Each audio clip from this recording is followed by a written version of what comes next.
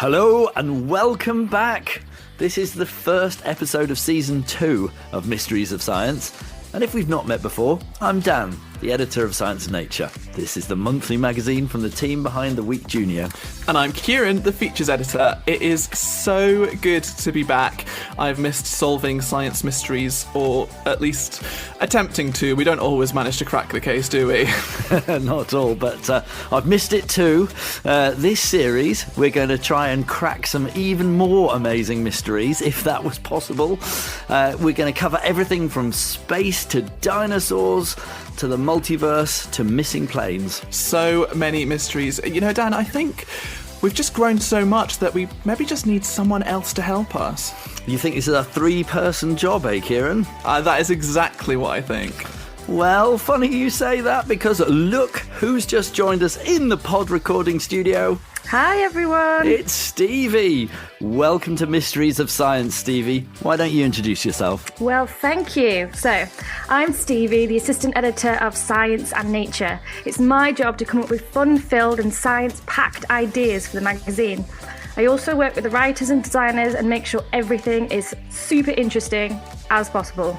It is so nice having you with us, Stevie. I'm hoping that after today we might be able to convince you to join us for a few of the mysteries this series. Oh, why not, eh? Got nothing better to do with your time. It's fantastic news. Well, it's just as well you said that, Stevie, because we thought that as we're recording this in October, and because we like things to get a little bit spooky on the podcast, although probably not ever as spooky as that King Tut's Curse podcast that was a little bit too much even for me, we're going to look at our favourite Halloween creatures and characters and monsters and see if they hold up to any sort of scientific scrutiny. Is everyone in? Can't wait, let's do it. Science and Nature team assemble. All together then. This is Mysteries of Science. This is Mysteries of Science. Right, Dan, why don't you get us started? What's your favourite Halloween character or creature? I really love dressing up as a witch. It's one of the best costumes for Halloween, in my opinion, and I don't think I'm alone in that. So I think I was always destined to be a witch. This is Laura Pick, and she plays one of the most famous witches I think maybe ever created. She's that green-faced caster of spells and conjurer from the fantastical world of Oz. You might know her as the Wicked Witch of the West, but in the West End show Wicked, she's known as Elphaba. If you know her from, storybooks or from The Wizard of Oz, she is seen as wicked, she is evil. But the beauty about Wicked the musical is it shows you why the Wicked Witch becomes wicked, and is she really wicked or is she misunderstood?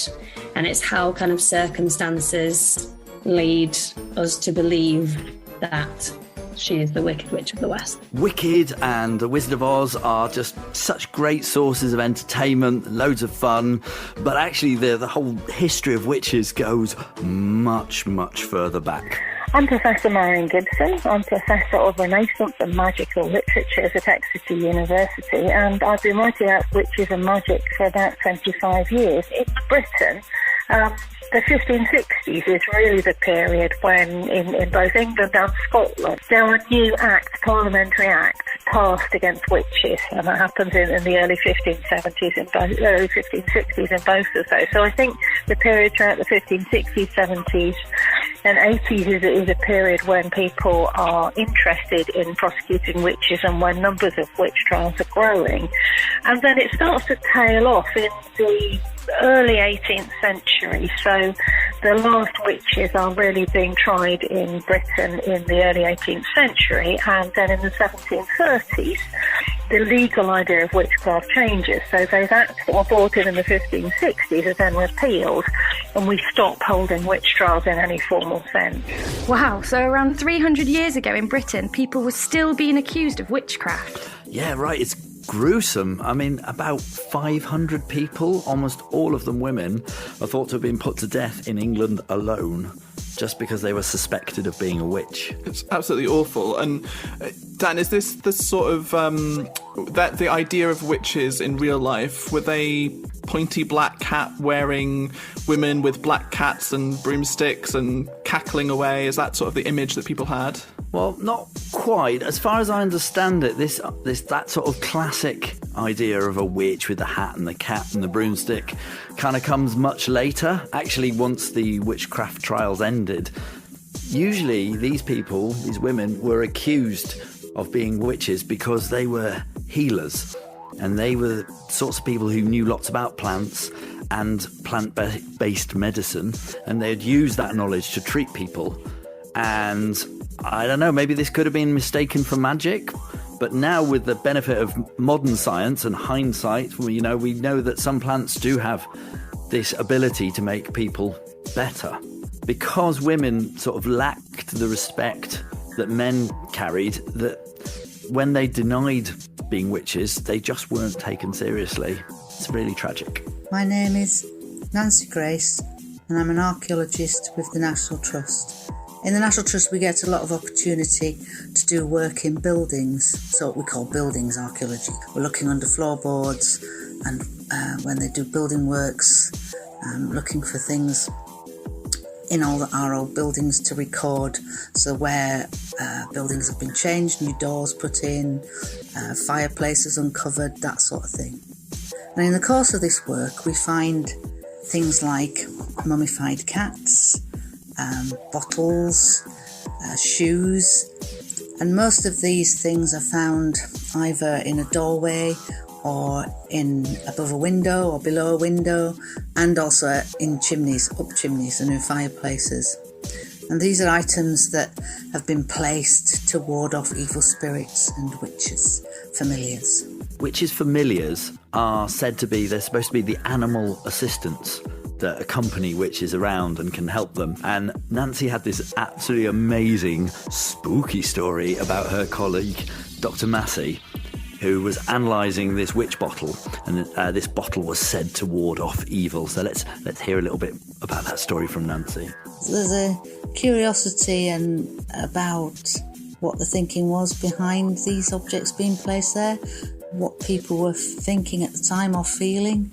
I know Dr. Massey said that when he opened the witch bottle in the fume cupboard in the lab, he opened it and then he left it in the cupboard and didn't go back to it for about a week. He said he didn't want to go and sample contents. He doesn't know why. He said, I'm a scientist, I don't usually feel, I don't think about these things, but there was just something he just thought he wanted to just leave it for a week, just to sit there open before he sampled it. It's creepy stuff. I guess, Dan, the point that's interesting is how we go from witches being treated really seriously and something to be scared of to the Wicked Witch of the West and all those other fantasy witches that people enjoy today. Why witchcraft is decriminalised in Britain in the 1730s is that people have changed their understanding of spirit, and they've changed their understanding of what human beings are capable of. And that's a kind of scientific recognition. That's not the whole story. It doesn't cover everything. You can't suddenly say that people woke up one morning and decided, aha, science. Magic just stopped. Now we're living in the scientific world. It didn't work like that, but there was certainly a progression away from thinking about the world in the way that people had earlier, and imagining that people could routinely summon up a spirit and do something with it, or they could have an animal familiar, who looked like a cat but was actually a devil. People started thinking, no, that's unreasonable, there's something wrong with that, and that's why the law changes. That's a quick run through, but I think what Marian's saying is people began to think that it was perhaps a little bit silly to think that witches were real. But of course, once upon a time, they did think they were real. And I guess that was a misunderstanding of the science of plants and herbal remedies and the sorts of knowledge that these people had developed for themselves or learnt or had passed down to them. Anyway, that's witches, my favourite Halloween character. And who's next? I don't mind going next, because I actually discovered that my favourite Halloween creature has a similar-ish origin to witches, in the sense that people who were accused of being this sort of monster were also put on trial, just like witches. But let's hope it's not a full moon outside when you're listening to this podcast, because we're about to talk all things werewolves. Hello, I'm Larry Dawn. I'm a writer and a storyteller, and I think I kicked off the first season of these podcasts chatting about the Loch Ness Monster, and here today I'm going to be chatting about werewolves and shapeshifters. Always been fascinated by shapeshifters, and I've written about them a lot too in a book called Serpents and Werewolves, and also a trilogy called Spell Chasers. Fantastic. It's Larry. She's back. Hi, Larry. It was so great to have Larry back. She really knows her stuff about all fantastical creatures. So I wanted to ask her straight away, how far back do werewolves go? Is it the same sort of time as witches? Or is it all the way back to medieval times, ancient Greeks, Romans? Where do we go? Actually, I think it goes back even further than that. There are cave paintings of people with antlers. There are cave paintings where clearly human and animal are mixed. So I actually think that, are you human, are you animal, can you be both? How do you cross between human and animal? Honestly, I think it goes back thousands and thousands and thousands of years. Now, I don't know when the first human-animal werewolf story would have been told, but I do know that thinking about that boundary and telling stories about that boundary is ancient. Oh, werewolves, I absolutely love them. But I always thought that they were quite a modern invention because you see them loads in films, for example. Is that actually not the case? So I thought this too, Stevie. So it's true that Hollywood and films have created the idea of werewolves that we all know today. So the rules of being a werewolf, you come out at the full moon. It can only be killed by a silver bullet. If you're bitten by a werewolf, then you become a werewolf yourself. Those rules are new, but the sort of general idea of people who become wolves goes back much further. There are so many other ways of becoming a werewolf, and some of them are just wonderful. If you are really thirsty and drink rainwater from the paw print of a wolf, the mark a wolf's foot has made on the ground, and you have a wee slurp of the water in that, you will turn into a werewolf. Okay. Other ways, if you if you make a belt out of wolf skin, putting that on can turn you into a werewolf. I know an amazing story from Germany. It's a really, really sweet story about a little toddler putting on his dad's werewolf belt and turning into a wolf cub. And it's the loveliest werewolf story that I know.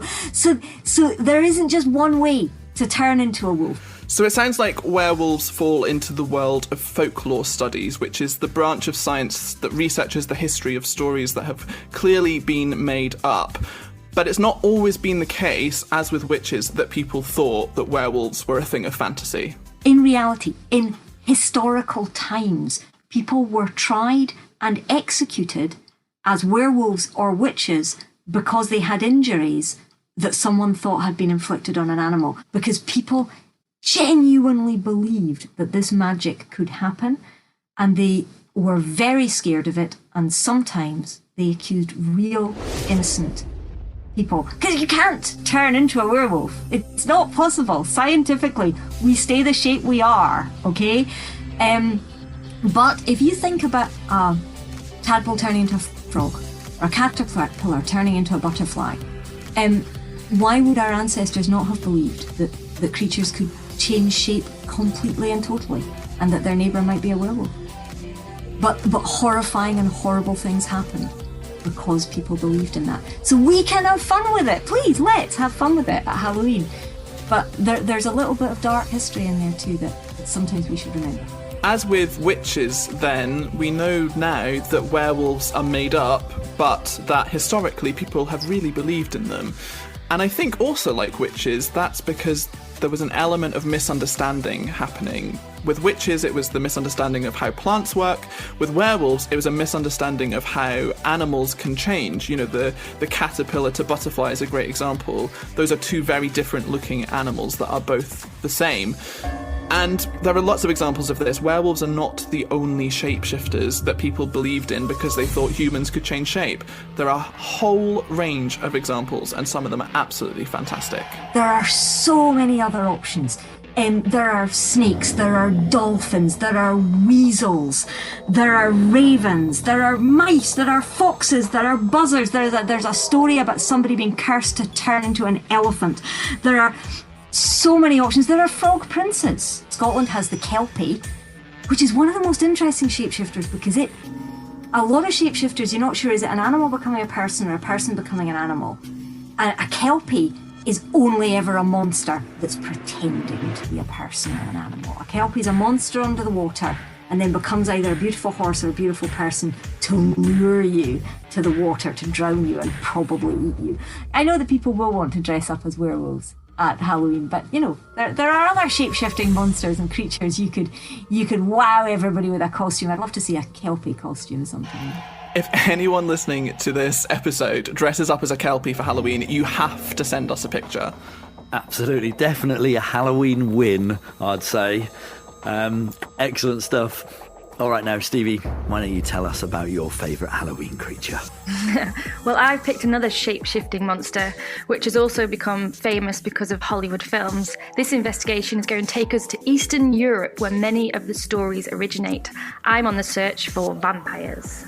Hello there, my name is Alex Fowkes. I'm a writer from Stoke-on-Trent in the Midlands. My book, Rules for Vampires, is a creepy, spooky adventure perfect for Halloween. Alex's book, Rules for Vampires, is both a great read and a great example of how vampire stories evolve and change. After all, we all know the rules that vampires follow, don't we? They only come out at night. They hate garlic. They're not too keen on wooden stakes either. No, but they do like to suck blood. Exactly. As well as that, they can turn into bats, they can turn their victims into vampires, and sometimes they live in castles in Eastern Europe. These are the established rules as we all know them, but they only go back to one style of vampire. It's just very interesting, isn't it, to kind of have a look at the context of where these stories have come from. I think in every culture there is a vampiric figure of some design, I guess, and these tend to overlap quite heavily with things like your devils and your demons. I'm very interested in Europe in particular. As that is where Rules for Vampires is set, sort of in and around medieval Bavaria. But there've been loads. I mean, not just your typical. If you're thinking about like Romania and that sort of region, like sort of. Eastern Europe, very, very famous for its vampires, but also a lot further afield. But there's vampires from all over, from the continent of Africa, from Asia and the Far East. Very, very interesting, a very deep, rich history, I think, for vampires. So, as we've discovered, witches and werewolves were considered to be ordinary people with extraordinary powers. Vampires, though, were almost always men, and usually powerful figures as well. Those who lived in castles and had lots of money were not your typical villager. It's very, very typical for these early vampires, these stately vampires, lords of the manor, to typically be male figures. And especially like you say with the witches, I think that's kind of maybe a different kind of fear going on there when you think about women being burned at the stake, for example, being accused of being witches versus these male vampiric figures kind of as a monster holed up in their fortress. It's quite interesting kind of when you see the contrast. Which is why I think in response a lot of writers nowadays and in more vampire fiction that we've seen lately, not only in books but also on the television or on the big screen, I think female vampires are becoming more and more popular kind of as a play. So we have looked at witches and werewolves scientifically and not found much evidence. Is it the same thing for vampires? Not vampire humans, no, but of course there are things like vampire bats, which do suck other animals' blood. Just like witches and werewolves, though, there is a suggestion that vampires were created because people didn't understand science fully. For example, there are some changes that happen to a person's body after they've died, and these were misinterpreted as signs that the person had come back to life as a vampire. Well, I think in a way, like, science is great because by observing and learning about things, we can find out what actually happens, and then we don't need to make up these stories, right? That's right, but that doesn't mean these stories aren't going to be fun to tell. Yeah, I would say so. I mean, they are relevant. I think is what it is, and we could imagine, at any time, a vampire appearing at our window, and trying to hypnotise us into letting them in. So for sure, I think that it's definitely a big reason why these vampire stories have been so enduring. So there you have it. 3 totally separate Halloween creatures, but still all spookily and strangely connected to one another. I think maybe by historic misunderstandings of science. There are the witches whose herbal potions were like early medicines. Werewolf stories inspired by the wonder of nature's transformations. And vampires born out of the misinterpretations of quite natural events. While scientists now agree that blood-sucking vampires and werewolves howling at the moon and witches on broomsticks don't really exist, that doesn't mean they're not still interesting or entertaining. Yeah, absolutely. Or, worth looking at scientifically. We've talked about the people who do folklore studies, who investigate the origin of different legends. And in some parts of the world and in some religions, belief in witches in particular continues to this day. And of course, there are many vampire-like creatures who are still investigated by cryptozoologists. Those are the people interested in living things that have not been scientifically proven to exist. So perhaps we will come back to more vampire-like monsters in the future. Yeah, it seems kind of strangely fitting, right, that these spooky Halloween stories keep coming back to haunt us. So we'd love to hear what your favourite Halloween monster is. Will you be dressing up as a witch or a vampire, a werewolf or a kelpie this year? You can get in touch with us to let us know either by email at hello@science-nature.co.uk or in a review wherever you get your podcasts. And if you're listening to this episode soon after it comes out, then make sure to take a look at the current issue of Science and Nature, because we've got a detailed investigation of witches, and we also have 4 pages about the real life animals that come out at night. And on top of that, we'll be back in 2 weeks' time with our next Mysteries of Science investigation. I'm looking forward to it already, because we're going to be taking a look at the very mysterious Bermuda Triangle. It's an area of the ocean where loads of ships and planes have gone mysteriously missing. Is there something strange happening out there? Well, maybe we'll find out. Until then, stay curious. If you want to get your hands on a copy of the Week Junior magazine, we're offering a 6-week free trial. To get yours, head over to dennismags.co.uk /The Week Junior and use the code PODCAST.